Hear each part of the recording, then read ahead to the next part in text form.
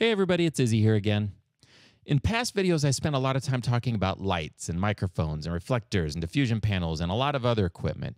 These are all important things for video, but today I want to take a more simple approach, talk about a few basic ways you can make your shots look better without using lights and a lot of other equipment. We're going to keep it really simple. I'm going to show you some clips, and I want you to keep in mind that none of the clips I'm going to show you are perfect, but I am happy with them, and I'm going to share them with you, and I'll also share why I like them, and I'll share some ideas that you might want to try when you're shooting video yourself. Here's what I did. I took my video camera and my slider to the park, and I shot several clips of my youngest son, Aiden. Nothing too fancy. All I took was a camera and a slider, and then we start shooting video. Let's talk about some of the shots now. Here's the first shot, and the first thing you'll probably notice is that this is a shot of his face. Faces are interesting to humans. We love to see faces. It's a built-in instinct inside of us. Faces can be full of emotion, they can be full of mystery, they can be very interesting to look at. That's why you see so many images of faces out there. If you want to know how to make your video look more interesting, one thing you might want to do is consider shooting faces. When you go on vacation and shoot video of the ocean, get someone's face in there along with the ocean. If you're out shooting video of the mountains, get somebody's face in there with the mountains. Video improves big time when there are faces that you can clearly see. Notice that you can clearly see Aiden's eyes. I see a lot of video where this isn't the case. Maybe they're in the direct sunlight and they have shadow-filled raccoon eye sockets so you can't see their eyes. Or maybe their face is very small in the frame so you can't see their eyes then either. It's better to see their eyes. Show their face, show their eyes. If you're not already doing this, it will instantly improve your video. Here's another similar type of shot, but there's something very different about this one. It's a tight close-up. In fact, I'd almost say that it borders on an extreme close-up. Close-ups can be very interesting. It might make sense to get in really close like this sometimes. That's one kind of extreme, and extremes can be very good in video.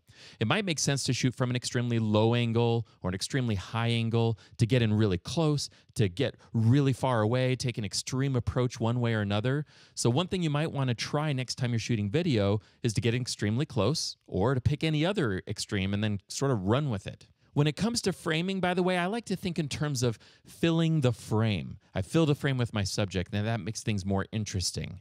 One thing I would like to point out about this, and it's a flaw, is that you'll notice that there are several areas of overexposure in the background.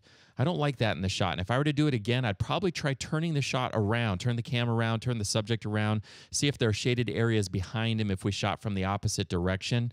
If the whole thing was in shade, then we wouldn't have these bright hot spots that are kind of distracting in the background. When it comes to overexposure, I should mention that I sometimes let little pieces of overexposure get into the frame, but I don't like it to be dominant. I don't want big areas of overexposure because then it's really nasty looking. And to me, and my personal views, I think this is too much in this background here.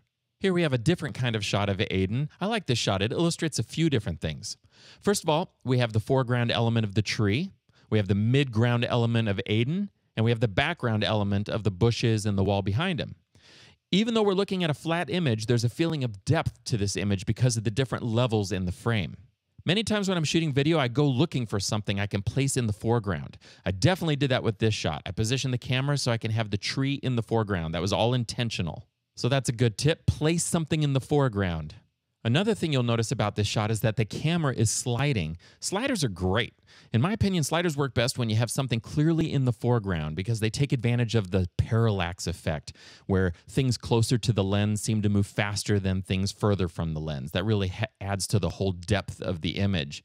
If you compare the movement of the tree in the foreground to the wall in the background, are you able to see the perceived difference in speed? When you're using a slider, it's another great time to look for objects that you can purposely place in the foreground. Finally, you'll notice the prominent diagonal lines in the frame. If you look, you can see the diagonal lines at the top of the grass. You also see them in the walls. That's where they're very prominent. Diagonal lines make images more interesting because they're dynamic. They imply movement and energy. If you see straight lines in your frame when you're framing up your image, try moving to one side or another to make the lines become diagonal instead of straight. Your image will probably look more interesting just by adding diagonal lines to the frame. These are just a few tips, but when you're aware of these types of items and you intentionally add them to your video, it's very likely you'll get more interesting visuals from the footage that you're shooting. I hope you found the information in this video helpful. I'll see you in the next one.